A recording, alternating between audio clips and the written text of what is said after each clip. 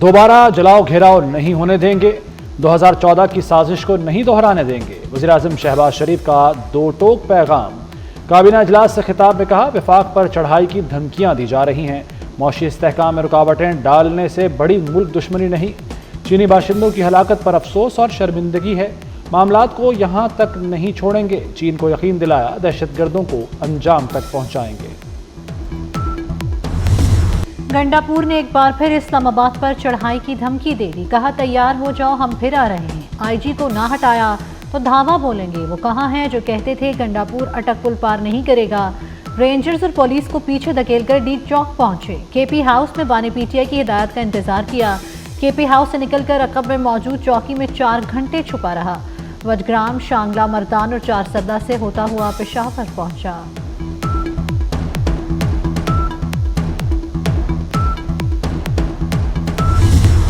Khyber Pakhtunkhwa assembly میں ہنگامہ آرائی، لاتیں، گھونسے اور مکے چل گئے، علی امین گنڈاپور کو مائک دینے پر اپوزیشن کا احتجاج، پی ٹی آئی کے نیک محمد پی ٹی آئی پارلیمنٹیرینز کے اقبال وزیر پر کود پڑے، فائٹ دیکھ کر حکومتی اور اپوزیشن ارکان بھی گتھم گتھا ہو گئے، جھگڑے کے ماحول میں غیر متعلقہ افراد نے حکومتی رکن اسمبلی کو دھو ڈالا۔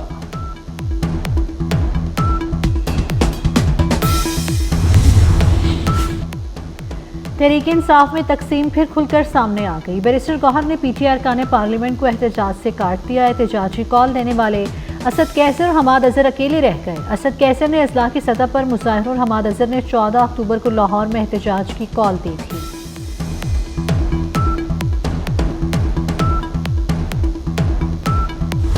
اسلام آباد میں ہنگامہ آرائی، پی ٹی آئی قیادت پر بھاری پڑ گئی، پی ٹی آئی قیادت اور کارکنان کے خلاف مقدمات کی تعداد 21 ہو گئی، مقدمات 2 اکتوبر سے لے کر 7 اکتوبر تک درج کیے گئے، 4 مقدمات کوہسار، سیکریٹریٹ 3، تھانہ نون اور آپارہ میں 2 مقدمات درج، عظمیٰ اور علیمہ خان مزید 2 روز کے لیے جسمانی ریمانڈ پر پولیس کے حوالے۔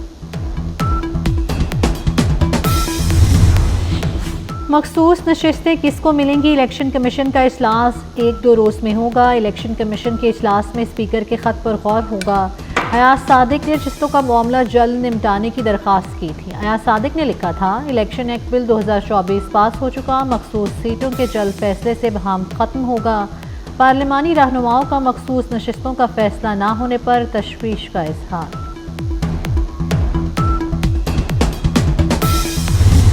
کراچی میں ہلاک چینی آئی پی پی انجینئرز تھے، انجینئرز سے وزیر توانائی بات کر رہے تھے، بجلی ٹیرف کم کرنے کی بات ہو رہی تھی، وزیر خزانہ محمد اورنگزیب کا انکشاف، کہا چینی انجینئرز نے تعاون کا بھرپور یقین دلایا تھا، دہشت گردی اور ہڑتال کے اثرات معیشت برداشت نہیں کر سکتی، ایک دن احتجاج سے 190 ارب کا نقصان ہوتا ہے۔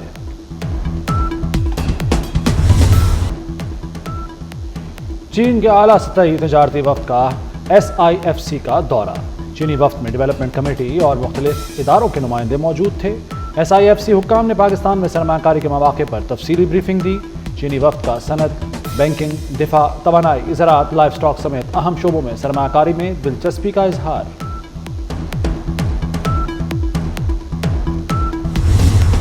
معاشی استحکام کی کوششیں کر رہے ہیں، مہنگی بجلی اور بلند شرح سود کم کرنے کی ہر ممکن کوشش کریں گے، صدر آصف علی زرداری کا FPCCI کے زیر اہتمام ایکسیلنس ایوارڈ کی تقریب سے خطاب، کہا اسٹاک مارکیٹ نئے ریکارڈ قائم کر رہی ہے، آصف زرداری نے بہترین کارکردگی پر صنعت کاروں کو ایوارڈز دیے۔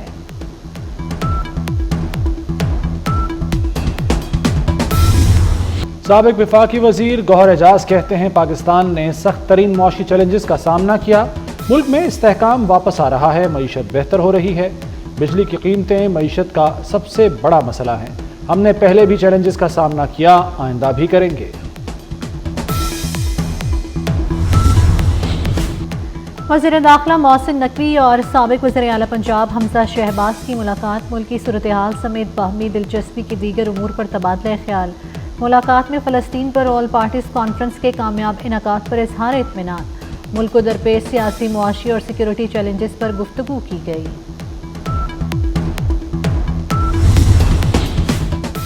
وزیر اعلیٰ لاہور میں صفائی کے انتظامات پر برہم، سڑکوں، گلیوں، بازاروں کی صفائی کے لیے 3 دن کی مہلت، کسی سڑک پر گڑھا نظر نہ آئے، پیچ ورک فوری مکمل کیا جائے، مریم نواز کی زیر صدارت اجلاس، لاہور ڈیولپمنٹ پلان پر پیش رفت میں تاخیر پر اظہار ناپسندیدگی۔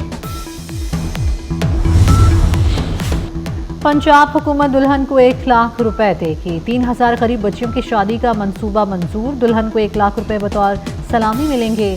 فرنیچر، کپڑے اور دیگر 13 اشیاء بھی ملیں گی۔ بے زمین کسانوں کو لیز پر زمین دی جائے گی۔ زمین 3 اور 5 سال کی لیز پر دی جائے گی۔ وزیر اعلیٰ نے لاہور میں الیکٹرک ٹیکسی کا پلان بھی طلب کر لیا۔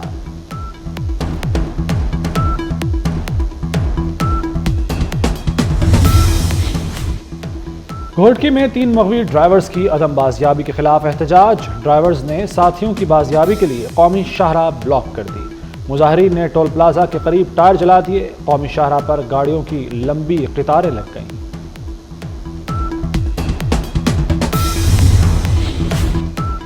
پولیو فری پاکستان کا خواب پورا نہ ہو سکا۔ ملک میں پولیو کیسز میں اضافہ ہونے لگا۔ پولیو کے مزید 4 کیسز سامنے آئے۔ جیکب آباد، کراچی اور ڈیرہ اسماعیل خان سے کیسز رپورٹ ہوئے۔ پی ٹی ایم کے ٹی ٹی پی اور افغان طالبان سے رابطے ہیں۔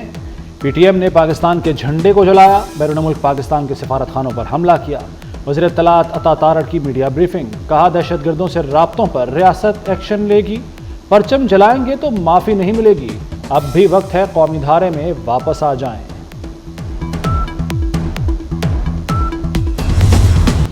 فرانس کے صدر اور اسرائیلی وزیر اعظم نیتن یاہو کے درمیان لفظی جنگ چھڑ گئی۔ صدر میکرون نے کہا جنگ بندی کا مطالبہ کرنا اور ہتھیاروں کی فراہمی جاری رکھنا متضاد ہے۔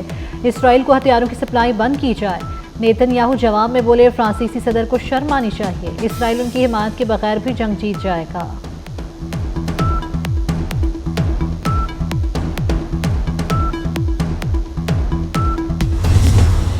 ملتان ٹیسٹ کا تیسرا روز انگلش ٹیم 96 رنز سے اننگز آگے بڑھائے گی۔ زیک کرالی اور جو روٹ کریز پر موجود۔ قومی ٹیم 556 رنز بنا کر آؤٹ ہو گئی۔ پاکستان کی طرف سے 3 سینچریاں۔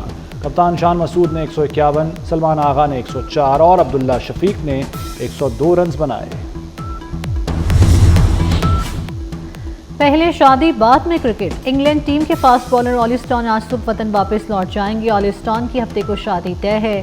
فاسٹ بالر نے سیریز سے قبل ہی ٹیم مینجمنٹ کو آگاہ کر دیا تھا۔ آلی اسٹون کی دوسرے ٹیسٹ میں بھی شرکت مشکوک ہو گئی۔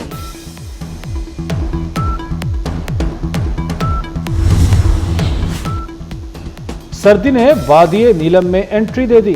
سیاحتی مقامات رتی گلی، بابون ویلی میں موسم سرما کی پہلی برف باری۔ پہاڑوں پر برف باری سے بالا علاقوں میں موسم سرد۔